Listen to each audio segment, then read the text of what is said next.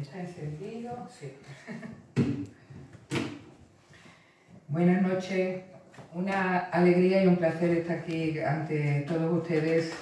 Es un honor hablar en el Instituto Cervantes, que debo en principio a la Cátedra Miguel Delibes, Pilar Cermas, con esta invitación a la ciudad de Praga, que me ha permitido hablar en la Universidad Carolina. Y por supuesto quiero agradecer enormemente, muy especialmente a Gonzalo Mangrano, el director del Instituto Cervantes, el hecho de encontrarme aquí.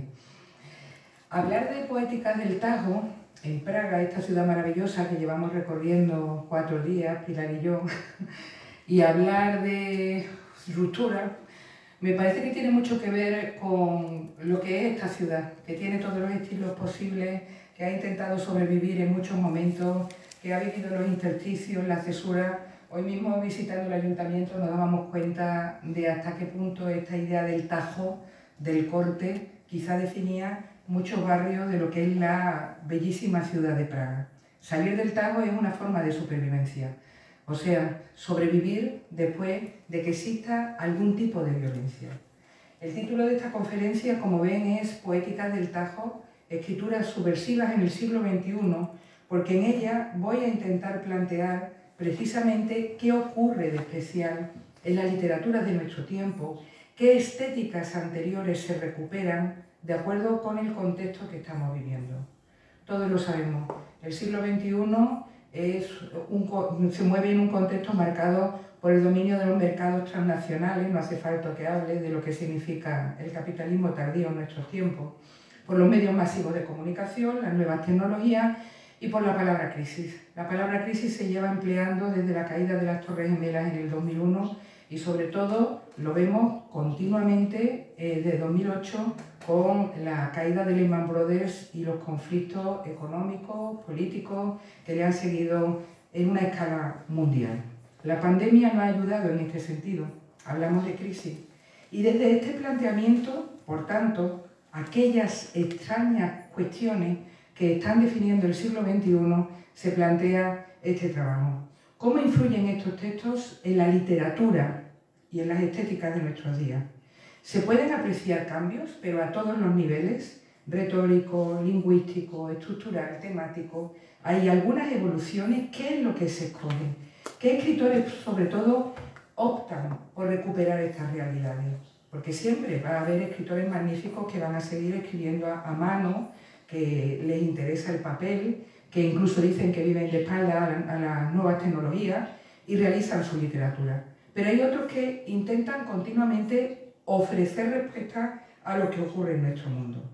Desde este planteamiento, y siguiendo lo que dijo Alessandro Barico, ¿no?, en Los Bárbaros, cuando hablaba de que todo el lenguaje de una época responde al contexto de su época y que en el siglo XXI eso no iba a ser diferente, esos ensayos de Los Bárbaros, quiero hablar de esa ondada de creadores que dan cuenta en sus textos de una revolución que no es solo tecnológica, sino sobre todo epistemológica, y que está dando lugar a textos extraordinarios precisamente que encuentran una relación con lo que ocurre y lo que sucedió en su momento con el Renacimiento y la invención de la imprenta. Ahí están los ensayos extraordinarios de Danton o de Roger Chartier, sobre todo Roger Chartier, que habló de cómo cambió el pensamiento con la entrada del Renacimiento y que tenía que ver con la imprenta, la aparición de las fuentes itálica y negrita, los cambios de paginación, el cuerpo de letra mayor, incluso el comienzo del ensayo. Chartier hace esta extraordinaria revisión en donde demuestra que los ensayos, el género ensayo, ese pensamiento en epifanías de Montaigne, tiene que ver con que se consiga una paginación con grandes márgenes, un elemento extraordinariamente significativo y muy relacionable con algunas de las cuestiones que voy a comentar aquí. El cuerpo de letra mayor, la glosa, la división en múltiples apartados permitieron exactamente lo que me interesa destacar ahora, una apropiación diferente y personal del texto. Los lenguajes del mundo explican lo que sucede en ese momento.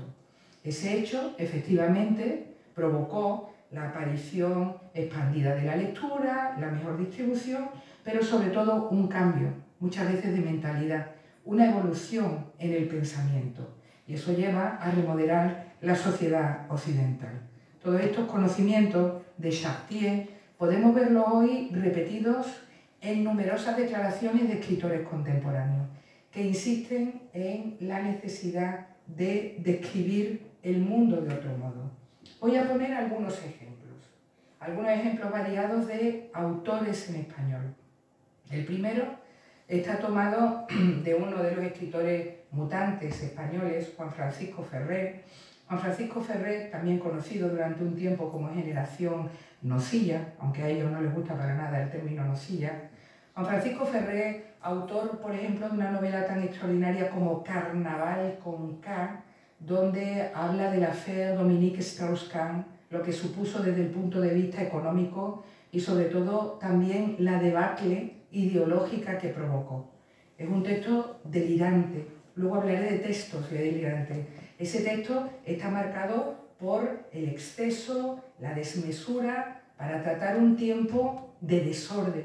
Y desde ese planteamiento, Juan Francisco Ferrer, en un texto denominado El relato robado, notas para la definición de una narrativa mutante, describiendo a su generación, que, fíjense, se denominan a sí mismos mutantes, porque necesitan cambiar continuamente, porque están atentos a todos, también dicen que tienen una antena generacional fuerte, va a hablar de sus novelas satíricas sobre su mundo, pero también va a hablar de la de sus compañeros.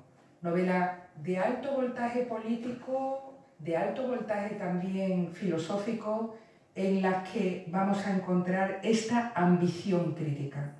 En la Universidad Carolina yo hablaba de la vuelta a un pensamiento fuerte en el siglo XXI, o sea, el regreso a una ambición de los escritores por hablar del mundo en el que viven con un lenguaje propio. Y ahí tienen la cita de Ferrer que creo que define perfectamente lo que comento. En estos tiempos de tecnocracia rampante y cálculos incontables, no vendría mal vindicar esa vieja función del arte literario, esa irrenunciable aspiración de la literatura tal y como la hemos venido entendiendo quizá en los 2 últimos siglos, si no desde Cervantes, la de restituirle al mundo algo de esa originaria parte de extrañeza, opacidad o complejidad de que se le ha despojado, y sobre todo impedir a toda costa su propia domesticación a manos del mercado. Estos escritores, los del siglo XXI, en esta jornada, van a ser hostiles a la literatura fácil y sobre todo enemigos del bestseller. Está claro que luchan contra las novedades en las librerías del bestseller, sabiendo que atraen la atención y consideran en muchos casos, ellos que son diplomáticos, profesores universitarios, bueno, viven normalmente en mundos intelectuales y ven la caída, desgraciadamente, del éxito de las humanidades, el escaso interés que despiertan en nuestros días las letras, ven como única solución la posibilidad de volver a una literatura compleja, en la que con complejidad de lo que son los contenidos va a la par de la complejidad estructural y lingüística. O sea, volver a la retórica de Cervantes, lo van a decir en más de una ocasión. Y de hecho así se ve en las tesis doctorales que formulan. En el caso de Juan Francisco Ferrer, un gran enamorado de Miguel de Cervantes y de su apuesta por la complejidad narrativa que parece fácil. Sería esa, digamos, la clave. He puesto un primer ejemplo de un escritor español y ahora tienen acá a la mexicana Cristina Rivera Garza en un hilo de Twitter. Me interesa también destacar hasta qué punto estos escritores conectan con el público, no solamente a través del ensayo, muchas veces universitario, sino también a través de las redes sociales. En el caso de Cristina Rivera Garza, absolutamente reconocida, ¿no? Premio Sor Juana Inés de la Cruz, Anne Segers y demás, ella utiliza muchísimo las redes porque tiene esta intención de demostrar hasta qué punto las humanidades son esenciales en el mundo contemporáneo. Y ahí tienen un hilo de Twitter que lanzó en julio de 2012 con el hashtag Escrituras contra el poder. Cuando ella habla del poder, quiere denunciar la fagocitación, la devoración del mercado, de lo que significa literatura, realizando textos amenos, legibles, amables, Esta no va a ser precisamente la línea que vamos a comentar aquí. Y fíjense que este hilo de Twitter está realizado a partir de preguntas retóricas, abiertas, que ya estimulan la incomodidad del lector. Las preguntas abiertas, si no tienen respuesta, obviamente crean la intensidad. Y hablaré mucho de intensidad y de tensión en estos autores. Dirá en este hilo de Twitter Cristina Rivera Garza. Dices que el pasado se instauró en el poder, pero sigues hablando de la originalidad como baluarte literario. ¿Te preocupa el estado de las cosas, pero cuando escribes crees que la estética no va con la ética?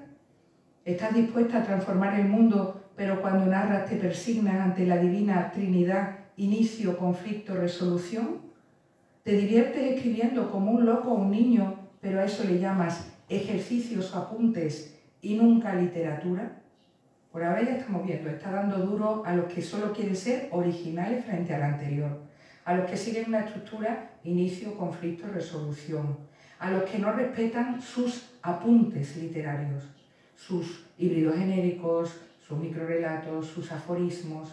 El aforismo tiene una fuerza extraordinaria en el siglo XXI y tiene que ver también, ¿no?, con esto de las poéticas del Tajo que estamos describiendo acá. Continúo. Eres un as en las redes y haces mucho copy-paste, pero cuando narras lo único que te preocupa es la verosimilitud. Y de aquí la importancia de lo insólito en los textos del siglo XXI, muchas veces transgrediendo la norma de la mímesis. Sigo. ¿Quieres trastocarlo todo, pero te parece que el texto publicado es intocable? ¿Cuestionas la autoridad, pero te inclinas ante la autoría? En resumen, estás contra el estado de las cosas, pero sigues escribiendo como si en la página no pasara nada. Y aquí vemos ya la pervivencia en el siglo XXI con extraordinaria energía y fuerza de muchos de lo que fueron presupuestos de las vanguardias históricas y luego de la neovanguardia de los años 60, como por ejemplo la autoría múltiple que vamos a encontrar en las poéticas del Tajo. Un último ejemplo de un chiquito muy joven, un escritor extraordinario, muy joven, Juan Cárdenas, que ganó el High Festival, entre otras cosas, extraordinario desde todos los puntos de vista, que yo creo resume muy bien lo que dicen los autores de menos de 40 años o de 40 en estos momentos sobre lo que puede hacer los diferentes frente a la generación anterior. Juan Cárdenas, preguntado en el High Festival de Colombia, en Bogotá, sobre los rasgos literarios de su tiempo, insiste en algo que van a ver continuamente repetido por lo que es lo ancho y lo largo del mundo de los autores contemporáneos. Dice Cárdenas, creo que nuestra generación recuperó dos cosas que habían perdido prestigio y se veían con desconfianza en las anteriores. El interés por las vanguardias históricas o por las zonas poco exploradas de la tradición y la toma de posición política. Esto lo dice en una entrevista con Manito. Quiero afianzar un poco esto.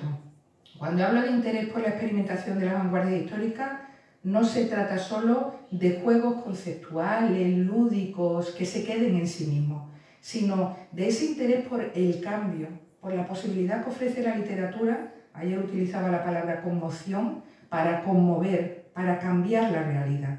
Ellos lo van a decir, eso es lo que queremos recuperar, no el espíritu diletante, la butad, queremos recuperar el espíritu fuerte, la ética.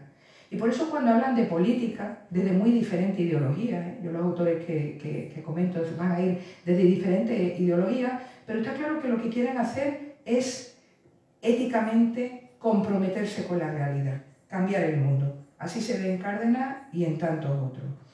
Se trata, por tanto, de recuperar el valor de lo que se consideró siempre que era la literatura como testimonio, como texto de cultura sobre un mundo, algo que estamos viendo continuamente también en los museos, ¿no? Y para ahí tienen a Richard Rorty, por ejemplo, en ese extraordinario texto que es Filosofía como Poesía, porque demuestra hasta qué punto esa imbricación interesa a los autores contemporáneos. A Rorty lo van a encontrar continuamente citado. Rorty cuando dice, me permito traducirlo yo, no es la razón, sino la imaginación la que cambia las cosas, permitiéndonos caminar como profecía de un tiempo próximo antes de que el progreso tenga lugar. O sea, el papel de la imaginación recuperado, por tanto, vuelta a un espíritu utópico que se perdió a finales del siglo XX, a un espíritu que estaba marcado sobre todo por la distopía en cuanto a lo que se puede hacer. Marcar sobre todo que algo no va bien. Esto va a ser la denuncia más importante. Y puede ser el cambio climático, o puede ser la depredación multinacional, o puede ser, desgraciadamente, los racismos, los sexismos, cualquier marginación de cualquier tipo. Marcar que algo no está bien. Y sobre todo, marcar la esperanza de que se puede lograr un buen vivir. También vamos a ver esto en más de una ocasión. Lograr el buen vivir. En esta línea, pues quería colocar simplemente un ejemplo pues, de una literatura paralela a la que conocemos en español. La literatura francesa está exactamente en el mismo proceso. Ese libro increíble que es Réparer le monde, que nos marca, ¿no? Ese libro Reparar el mundo, la literatura francesa frente al siglo XXI, que sacó Alexandre Dufresne en 2017 para demostrarnos la realidad. Ese libro precisamente habla de la noción reparación. Reparación, reconstrucción. De hecho, Dufresne utiliza la noción de reparar el mundo desde el punto de vista de un concepto de la mística hebrea, tikkun olam. Un concepto que explica para él el proceso, la transformación, el devenir de la literatura en francés de los últimos años. Y dice Dufresne, resumiendo, esa literatura está alejada de los destinos singulares. Ya no interesa tanto el narcisismo, el yo. De hecho, la autoficción va perdiendo cada vez más lugar desde el punto de vista de que interesa hablar de colectividades, a veces multitudes, comunidades, precisamente para reparar. Así empiezan a atenderse traumas colectivos e intensificar la empatía del lector, como ven ahí, hacia los otros. Esto nos lleva... Y esto ya lo conocen los chicos de la Carolina porque estuve hablando a lo que es la base del título de esta conferencia. ¿Qué significa una poética del Tajo? Una poética que está siempre hablando desde los cruces, desde la violencia muchas veces de la palabra, que tiene que ver con la toma de posición ética de los autores. Porque saben que esto es difícil de comunicar si el lector se encuentra adormecido. Si el lector está dejándose llevar por la hipnosis sensorial en la literatura, se va a marcar en más de una ocasión. Hablo de la poética en staccato, en la ruptura, adecuada para lograr la representación de lo representable, eso son palabras de Jacques Rancière, y manifestar a quienes están vencidos, a quienes están en el otro lado. Esa poética en staccato o del Tajo, basada en intensidades literarias, palabras de Pierre Klossowski, que utiliza la lengua de otro modo, a veces por exceso, delirante, a veces por defecto, minimalismo, por síntesis. Se reivindica, por tanto, un lenguaje otro, un lenguaje a veces voluntariamente tartamudo o balbuceante, tanto porque se van a utilizar los huecos, los silencios, lo vamos a ver en muchas ocasiones, sobre todo en las estructuras, como porque no existe ningún hueco. Y entonces el fluir de conciencia maximalista a la manera de los delirios que conocemos, ¿no? Desde los monólogos primeros, va a ser fundamental. Pero esas líneas se cruzan y nos demuestran el deseo de inestabilidad, el deseo de cambiar por hacer visible lo visible, que es tan claro en estos escritores.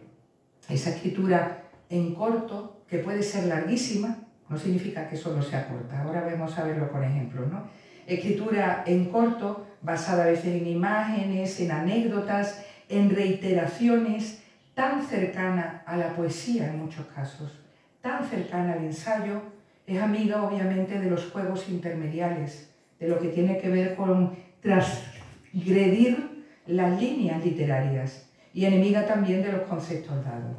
Por tanto, el lector va a jugar muy importante papel para entender lo que se va diciendo.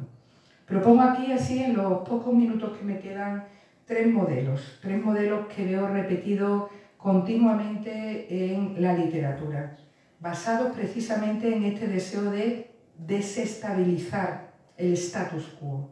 Los minimalismos, en los que se privilegia el silencio y el blanco de página. ¿Cuántas veces no se critica a estos autores? Es que escriben muy poco, es que solo tienen una línea en una página. ¿Qué estamos haciendo? Más de una vez he visto esas críticas. lo voy a ejemplificar con el chileno Alejandro Zambra. Los maximalismos muy frecuentes, lo podíamos ver en Carnaval de Ferrer, defensores de la fragmentación delirante y sin elipsis, de la locura, del discurso del exceso, del discurso en el que, como no hay elipsis, al final, en ese stream of consciousness, ¿no? en esa locura de información, llegamos precisamente a lo importante por las interacciones. Y la tercera parte la voy a hablar porque me interesa también mucho destacar algo que comenté ayer en la segunda conferencia, las escrituras expandidas, las escrituras en las que prima un texto que al mismo tiempo incluye elementos visuales.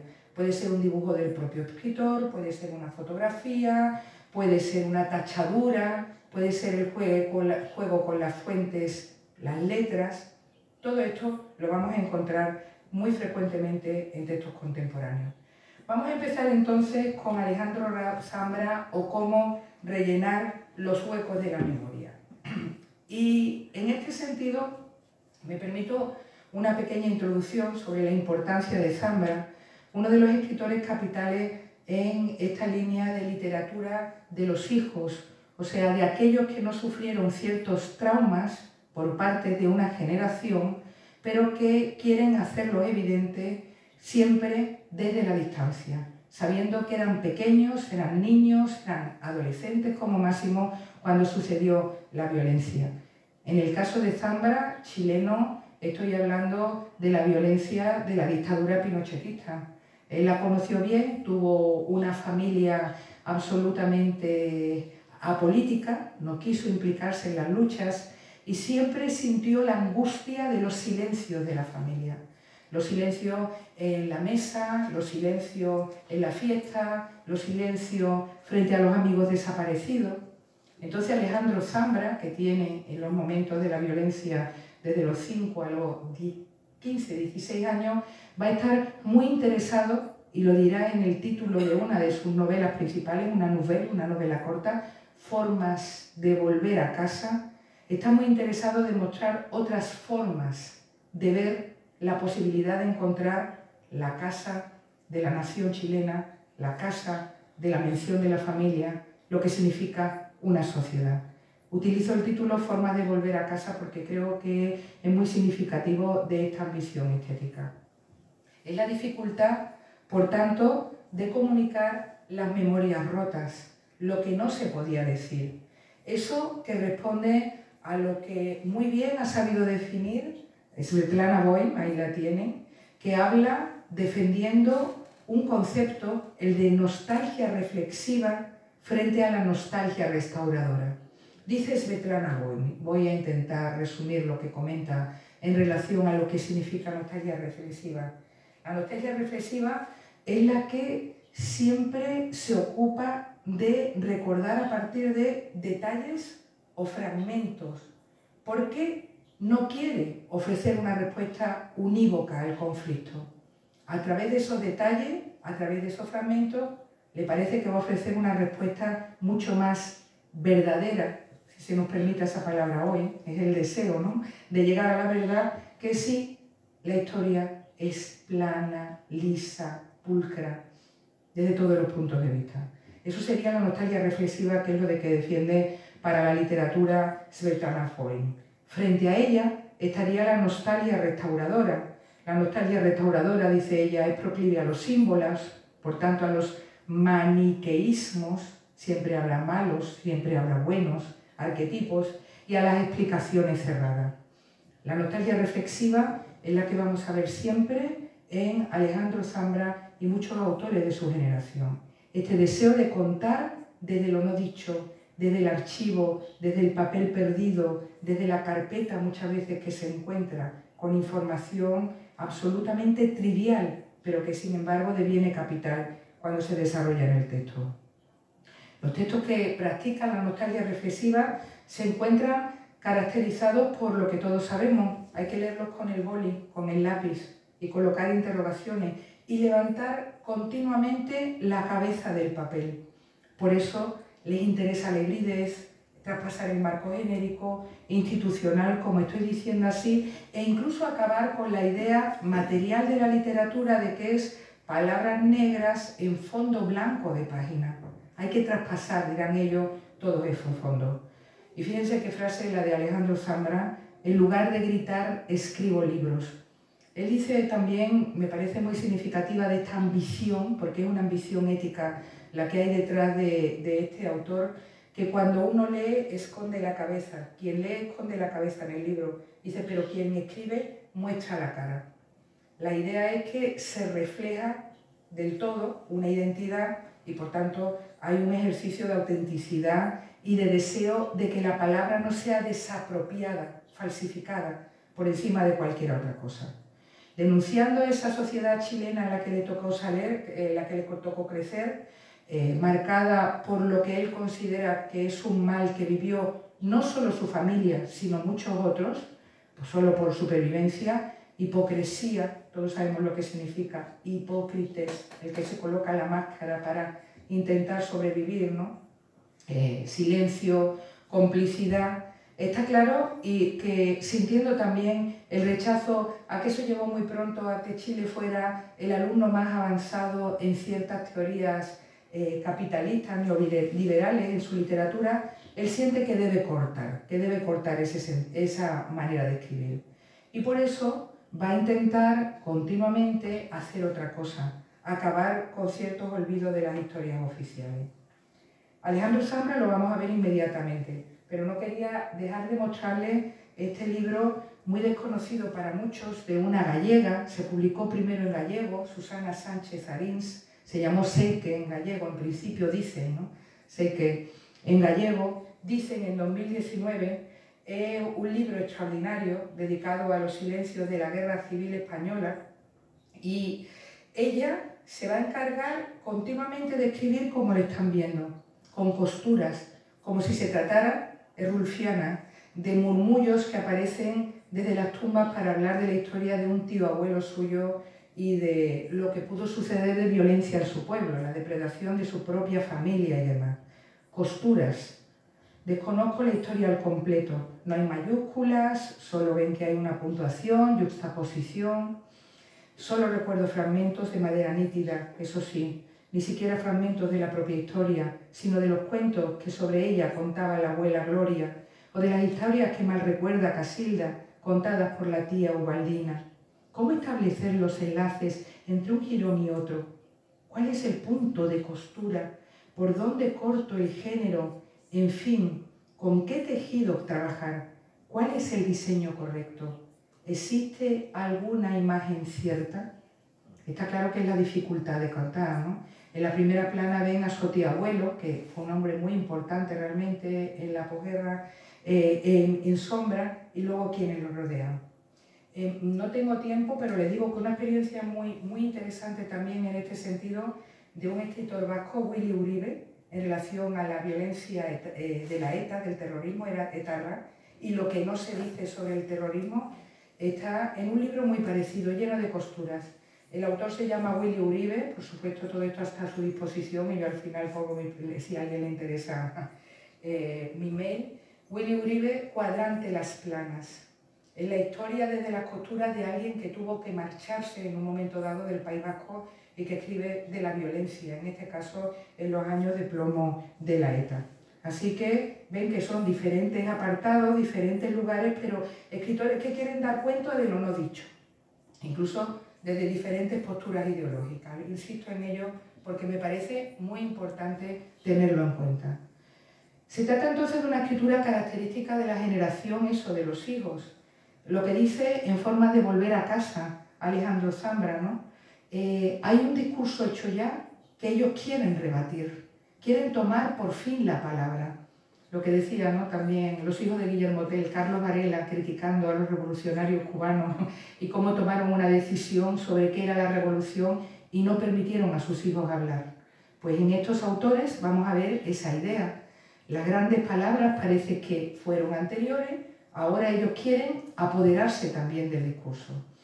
En Alejandro Zambra, cuando habla de la novela, voy a leerlo entero, la novela es la novela de los padres, pensé entonces, pienso ahora, Crecimos creyendo eso, que la novela era de los padres, maldiciéndonos y también refugiándonos aliviados en esa penumbra.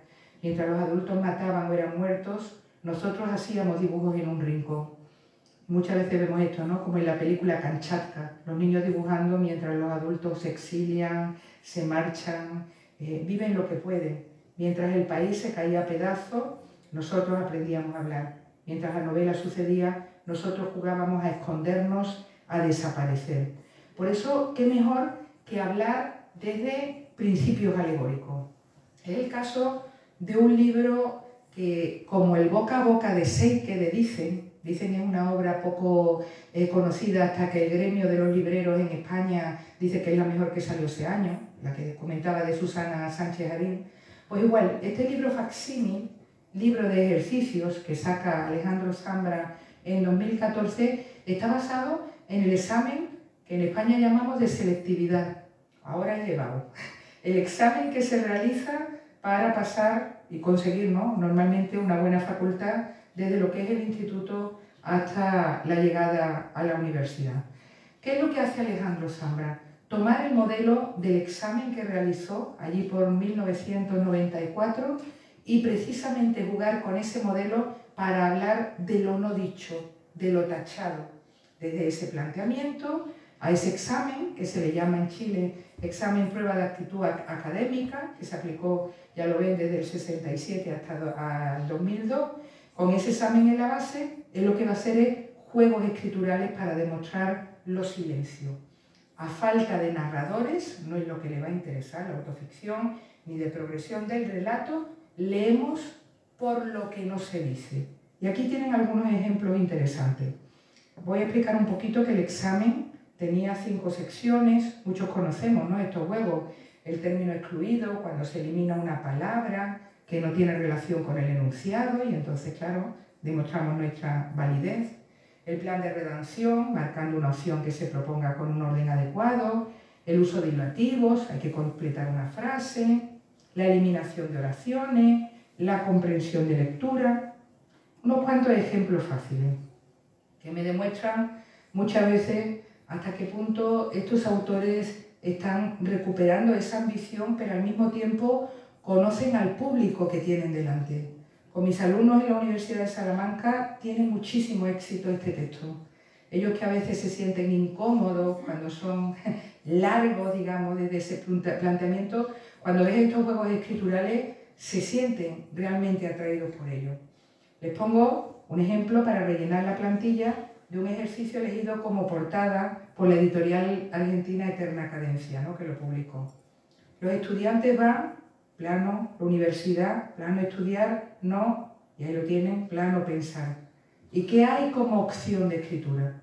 Obviamente la reiteración que provoca la tensión, la intensidad, la idea de que no se puede escapar de esa frase tan apocalíptica. Los estudiantes van a la universidad a estudiar, no a pensar. Los estudiantes van a la universidad a estudiar, no a pensar. Eso va provocando ese sentimiento angustioso, que es fundamental en muchísimas secciones y que se va además haciendo cada vez más efecto bola de nieve creciente en el texto. Educar, y dice, elija usted, enseñar, mostrar, entrenar, domesticar, programar, borra, quita, anula, corrige, suprime, sedimento. Solamente hablo, por ejemplo, como al final de educar hay programar o domesticar, tan significativo de la crítica que se va realizando, o de borrar, sedimento. La necesidad entonces de elidir. Alguno más, ¿no? Como cuando se habla de un profesor muy querido, profesor Segovia, el profesor que les ayuda a pensar de otra manera, ¿cuál de las siguientes frases del profesor Segovia es a su juicio verdadera? A ustedes no los educaron, los entrenaron. A ustedes no los educaron, los entrenaron. Está claro que de nuevo la reiteración es la que produce la angustiosa asunción de una situación. Y contra el secreto, contra el silencio, será quizá algo especialmente significativo. Prometo, silencio completo. Prometo, silencio completo. Guardar, abrir, cerrar, copiar, pegar, fuerte. Ese fuerte al final que está tan relacionado con la poética del silencio. Muchos de ellos son poetas del silencio, van a jugar con este planteamiento. Otro ejemplo más sobre la interacción, ahí tiene lo del escaparse por el deporte o la conjugación verbal. Ahora hay varios diciendo que no sabían de las desapariciones, de las torturas, de los asesinatos. Claro que sabían, él sabía, yo sabía, todos.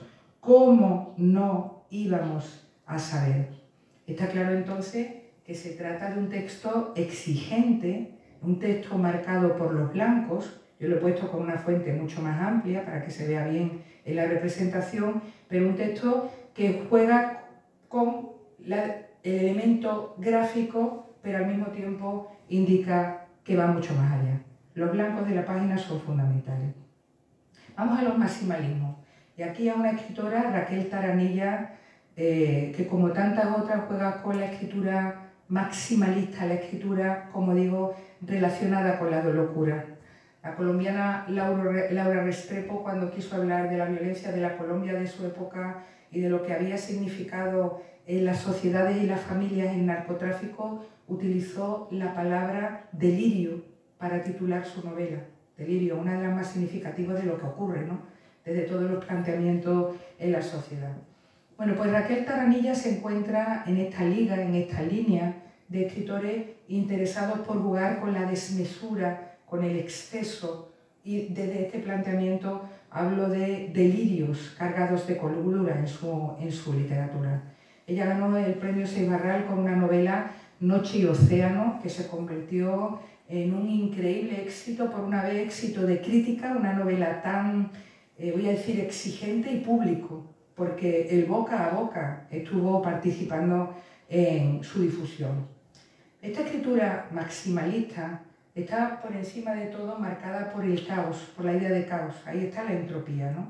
Y desde ese planteamiento vamos a leer la importancia que tiene saturar al lector. De hecho, muchos de ellos son defensores de la primera etapa de los escritores del boom. Estoy pensando, bueno, pues porque tenemos aquí una gran traductora, Conversación en la Catedral. Raquel Taranilla habla de Conversación en la Catedral, como tú la has traducido, y me parece maravilloso que hayas hecho esa apuesta, esa saturación, ¿no? Cuando se pierden las palabras se satura y se juega con el exceso. Esta cita tomada de la gran crítica Cristina Gutiérrez Valencia creo que habla muy bien de lo que digo. A través de la saturación de información interconectada, Raquel Taranilla obliga al lector a ser cómplice en la creación de sentido. Tú saturas y claro que tienes que ir más allá, poniéndoselo difícil al traductor, por cierto, pero al mismo tiempo haciendo que el juego sea superior, ¿no? Y hace que en el proceso interpretativo genere los vacíos necesarios para producir un fragmentarismo que no está basado en la estructura elíptica del texto. También aquí, y porque has traducido a Bolaño, pues cómo no hablar de Roberto Bolaño, juega con este exceso, con este delirio, en tantas ocasiones. Todos ellos se reconocen en muchos casos como discípulos de Bolaño. Yo siempre hablo de un caos ordenado, de un estilo seco pero delirante, aquí lo ven, ¿no? Hipercontrolado, cínico y extrañado de sí mismo, pero enormemente conmovido. Cínico y conmovido les puede parecer un oxímoron, pero ahí está. Es que la conmoción se produce con el tajo. ¿Cuántas tesis doctorales hay ya sobre la parte de las muertes, la cuarta sección de 2666, donde Roberto Bolaño retrata terrible gráficamente las posiciones en las que aparecen las mujeres asesinadas, ¿no? Es un tajo detrás de otro tajo, un corte detrás de otro corte, un delirio del horror. Pero él insistió en que era la única manera, en que hasta encontrar ese momento tardó mucho. A eso me estoy refiriendo, a ese delirio. Desde ese planteamiento hay por una parte algo extraordinariamente ekfrástico, descriptivo, dionisíaco, cuando se va describiendo, y en el contrario, el golpe ético, la razón y la tragedia. Se va exhalando, lo digo siempre, un fondo trágico. La conmoción viene muchas veces de esa éfrasis y de la sensación de vulnerabilidad. Al lector le produce una enorme vulnerabilidad perder el hilo en muchas ocasiones. La nostalgia, en definitiva, por comprender. No voy a avanzar mucho en esto porque quiero exactamente cumplir con mi objetivo de terminar a la hora.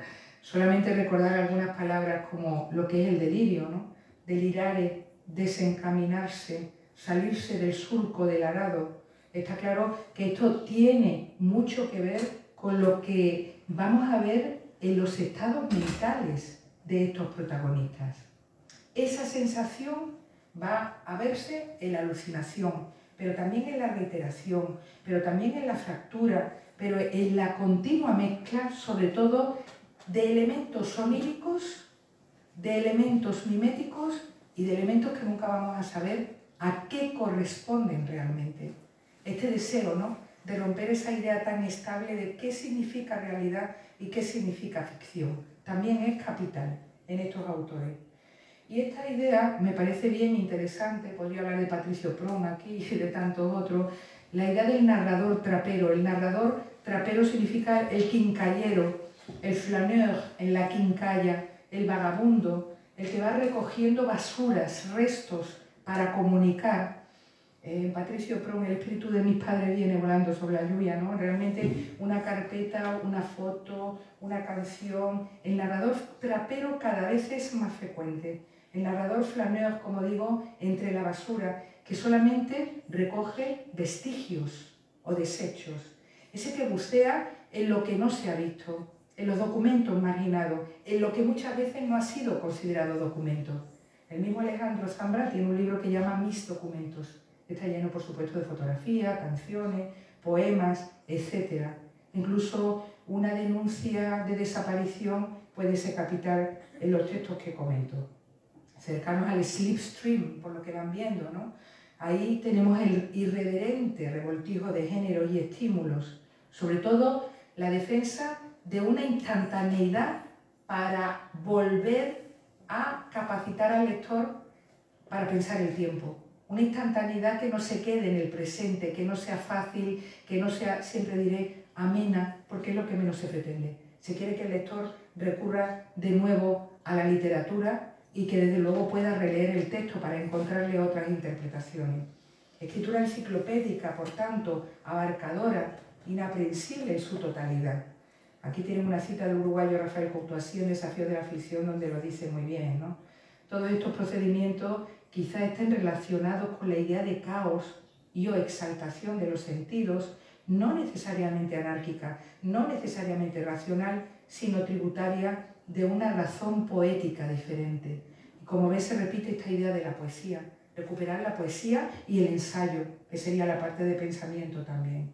Una de las escritoras más interesantes en esta narrativa delirante es la argentina Paula Eloy Charac, filósofa ella, en toda su literatura. Las teorías salvajes significó una revolución en la Academia Argentina, por ejemplo, cuando habla en un momento dado de cómo le interesaba trabajar. No voy a decirlo todo, solo cuando ella habla de le interesaba trabajar en diseminar sentidos, precisamente porque la conciencia disemina los sentidos. No pensamos de una forma ordenada. Y juega precisamente con esa diseminación para hablar de las relaciones contemporáneas. Luego, un poquito más adelante, en el segundo párrafo, dice que va a trabajar varios libros al mismo tiempo en diferentes lenguajes, incluso con la informática por detrás. Informática, tecnología, lenguaje de las novelas gráficas, filosofía, todo eso vamos a encontrar sin ningún tipo de problema como base de su literatura. Incluso decir que le interesaba ofrecer una percepción Google Earth, desde arriba. Me interesaba pensar cómo plantear un experimento sobre el lenguaje de la época, nuestra época por supuesto, la psicología de la guerra total y el devenir contemporáneo de la evolución. Ahora solo un ejemplo de Raquel Taranilla para ir ya terminando con este aspecto y concluyendo. Si les hablo del argumento de Noche y Océano, ya el título ven que es ambicioso. Noche, absolutamente ilimitada, y océano. En realidad, si lo simplifico, una joven académica, licenciada en turismo, aquejada de neurosis, aloja en su casa a alguien de quien se enamora, que ha robado, curiosamente, la cabeza de Murnau, el director de la película Nosferatu. Lo interesante de toda la novela no es tanto esta excusa, sino que va a hablar de la precariedad ontológica de nuestro tiempo, la precariedad laboral, el devenir de las estéticas desde el expresionismo alemán hasta nuestros días, qué significa hablar hoy, por qué la literatura, La verdad es que jamás pensé que fuera a ganar un premio, una novela tan compleja, difícil como la de Raquel Taranilla, pero ya les digo, es uno de los grandes éxitos de la última literatura en español y muy significativo de lo que comento. Un ejemplo de su discurso. En un momento dado habla la protagonista. Y a ustedes les ruego paciencia con mi discurso canceroso, que por flácido resulta de lo más actual. Vean de qué forma tan despampanante se acumulan en él los temas que se inflan y generan ecos y nuevas remisiones, el 90% de las cuales son puro desecho. La idea también de escribir desde la basura, ¿no? Es verdad que de pronto se le ocurre algo, una conciencia y puede aparecer ahí. Créanme cuando les digo que el crecimiento de este texto mío es desenfrenado y que lleva escrita en su ADN la leyenda The End. Un poquito más adelante dirá, la dificultad mayor no sería nunca la extensión, puesto que sería algo asociado a mundos de datos que sumar, que aparecen hasta de debajo de las piedras, igual que caracoles tras una mañana de lluvia en un novelista o un boinista necesitado de sus tramas, que puede apartar fácilmente incluso con el ordenador. El reto pertenece en efecto a una magnitud distinta a la largura, que es la del grado de atención de todos ustedes. Eso que escriben, la necesidad de que para que atengamos sean torrenciales. Torrencialmente cito libros y películas, continua intermedialidad, intertextualidad 3.0, sintiendo en la frente la falsa libertad de la ligereza. No hay ubicación, no hay fuera ni adentro, no hay arriba y abajo, no hay cultura, no existe la mañana ni tampoco la noche. Dice no hay cultura y todo es cultura. Lo mismo puede hablar de un mito grecolatino, ya les digo, que de la experiencia de un pintor expresionista. Solo hay una ansiosa alegría por devorar, por consumir, por vomitar, por triturar, por enmascarar ideas, conceptos, problemas y referencias, como en el cuento del cerdito feliz. Bueno, sigo. Ven que es lo que James Wood criticó a Sadie Smith, por ejemplo, o Chuck Palahniuk, diciéndole, es que últimamente estáis escribiendo realismo histérico. Quiero mencionarlo porque es importante, sobre todo porque dio lugar a una discusión extraordinaria. Decía James Wood, el realismo histérico es dificilísimo en la comprensión. Entonces, ¿podéis permitiros eso? Evidentemente, James Wood, el gran crítico, que es mucho más partidario de unas convenciones de una literatura más narratológica, más mimética. La respuesta de Sadie Smith fue extraordinaria, ¿no? Las palabras largas ya no se pueden utilizar, las notas a pie de página tampoco. Estamos ya tan acostumbrados a una literatura bestseller que no podemos hacer otra cosa. Y bueno, empezó pues como una discusión que si buscan realismo histérico encuentra mucho de lo que tiene que ver con lo delirante.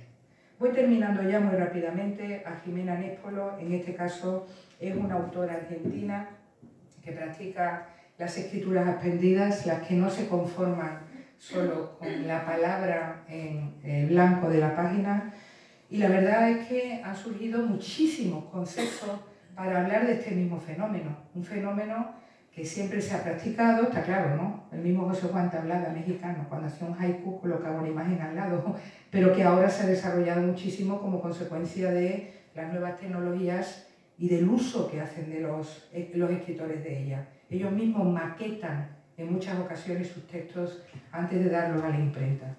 Son entonces diversos conceptos para un mismo fenómeno que está basado en lo que se llaman experiencias poliestéticas, el deseo sinestésico de tocar, oler, oír, degustar, ver, todos los sentidos. Se habla a veces de literaturas pangeicas porque unen Pangea, toda la tierra, con esa ambición, es de Vicente Luis Mora. Literaturas postautónomas, porque ya no es solo la autonomía de la palabra, utiliza la imagen, la fotografía, tantas otras cuestiones. Literatura, realismo del simulacro. Lo importante, desde luego, es tener en cuenta que en los escritores contemporáneos vamos a encontrar, por ejemplo, muchísima fotografía. Ahí está Manuel Vilascón Ordesa, cuando habla desde la fotografía borrosa o desde incluso fotografías no explicadas del todo, o Mario Bellatín, absolutamente capital en su escritura. Y desde ese planteamiento, el pozo y la rima, solamente como obra posautónoma voy a decir que es de nuevo el deseo de un escritor, de un fotógrafo, Seth Cabrera, después de un divorcio bastante traumático, por recuperar la conciencia de lo que ha sido su vida, descubriéndose poco a poco como probable hijo adoptado de forma ilegal, probable hijo de desaparecido. una novela extraordinaria llena de puntos ciegos, o sea, de lugares clausurados, incluso de tachadura, en la que la trama solamente puede darse al ritmo de thriller, porque él va descubriendo poco a poco, está marcado por el oficio de Segg. Segg es fotógrafo y va haciendo fotografías en las que vamos a encontrar entreveradas, por supuesto, estamos hablando de entrevistas de televisión, emails, diarios, diálogos, incluso una telenovela que siguen todos, que se llama Pedro el Rojo, esa telenovela que va a tener una tercera significación. No es en sí mismo lo que interesa el guión de la telenovela, sino lo que se va a decir. Entreverado en todo ello vamos a encontrar la fotografía. A través de las fotografías de Segg, algunas firmadas, algunas borrosas, algunas en pie de página, algunas explicadas, algunas no, encontramos el sentido verdadero del texto. Esto ha sido bien estudiado en autores anteriores por Magdalena Perkowska. En su libro Pliegues visuales, narrativa y fotografía, la novela latinoamericana contemporánea, ella precisamente demuestra hasta qué punto explicar por el desafío expresivo de una fotografía mal enfocada o borrosa tiene que ver con el mundo contemporáneo, donde estamos continuamente, ¿no?, realizando nuestras propias fotografías, creando vídeos, etc. En ese trabajo realmente magnífico va demostrando cómo la fotografía y la imagen, muchas veces trucada, manipulada, filtrada, se ha vuelto capital para demostrar o advertir que algo se nos está escapando, para demostrar lo que no vemos. Eso es lo importante. Aparecer el enigma, por fin, como documentación. Y al inicio de la novela de Jimena Nespolo lo vemos muy claro, ¿no? Ella va a reconocer ese poder de la imagen. Hay algo, una porción de la realidad que aún teniéndola enfrente nunca llegamos a ver. Se sabe, en nuestro campo visual hay un punto ciego, un pedazo de mundo tan ínfimo como inobservable. Luego tenemos esa u otra fotografía que nos enfrenta al mundo y a la vez al tiempo, a ese instante de definición suprema, ese sortilegio hecho de espera y decisión trágica, ese segundo en que la cámara capta lo que el ojo no, pero que luego el ojo abyecto reconoce como propio al verlo fuera de sí. Ojo abyecto, ojo arrojado de sí. Todas estas posibilidades existen. Ya voy terminando. Las notas a pie, las fotos en el cuerpo textual, ocupando toda la página, solo una parte, bien realizada, mal enfocada, filmadas, como digo, anónimas, pero con ello vamos percibiendo en un juego extraordinario cuando Segg no tenía memoria, no conocía, no sabía quién era, cuando está demasiado traumatizado por su reciente divorcio como para apreciar los mensajes, los inicios que tiene a su alrededor, cuando comienza a darse cuenta de lo que ha sucedido, hasta que en ese proceso, que podríamos llamar de Bildungsroman, si no fuera porque se trata de un autor adulto, cambia todo. Un ejemplo último, bastante significativo de lo que digo. Hay un momento en el que el protagonista, Segg Cabrera, está filmando, lo ven ahí como Segismundo, como el de La vida sueño, obviamente, juega con la realidad, la ficción, lo que no se conoce. Revisa las fotografías en blanco y negro a ver si ha hecho alguna de Valparaíso o de Viña del Mar, las dos ciudades hermanas, ¿no?, chilenas, de las que juegan. Encuentra muchos contactos, pero no demasiadas copias, donde él fería, ¿no? Al parecer no había muchas que le hubieran convencido lo suficiente. Lo que más le sorprende del conjunto es que casi todas están firmadas, como si hubiera sido preso de una misma compulsión por estampar su nombre en todos lados. Qué curioso, piensa, y esa letra tan cuidada, ¿era de él? Le costaba también reconocerla como propia. Sería la idea de sacar lo forcluido desde el punto de vista lacraniano, lo que hasta ahora no ha aparecido. Al final, por supuesto, no solo si se sigue el juego uno lo puede apreciar bien, cada una de estas fotografías va a tener una significación y vamos a ver que son trozos de su vida que le han sido totalmente amputados de la memoria. Jimena Nespolo, también de la generación de Alejandro Zambra, interesada por tanto por sacar esa oscuridad que había sido tan importante en su sociedad anteriormente. Quiero llegar entonces a la conclusión simplemente con algunas ideas fundamentales, como que estos escritores sienten la necesidad de escribir no con palabras hermosas, lo van a decir en más de una ocasión, sino a través de los huecos o los silencios, la desmesura, los excesos y la grieta. Con ello logran eso, hacer visible lo visible y acabar con lo que más les preocupa, que estamos tan acostumbrados a ver horrores en televisión, a leerlos todos los días, a la era de la información, que desgraciadamente hemos caído en una anestesia perceptiva. Ellos creen que la literatura tiene esa posibilidad de conectar la experiencia y de ahí la importancia de todos los recursos que he estado comentando. Se recupera entonces, claro, lo que dijo también la escritora nigeriana Chimamanda Ngozi, ¿no? Cuando habló de cómo hablar de la memoria, cuando hablaba de americanas, ¿no? Ella señaló una frase que siempre tomo para hablar de estas cuestiones.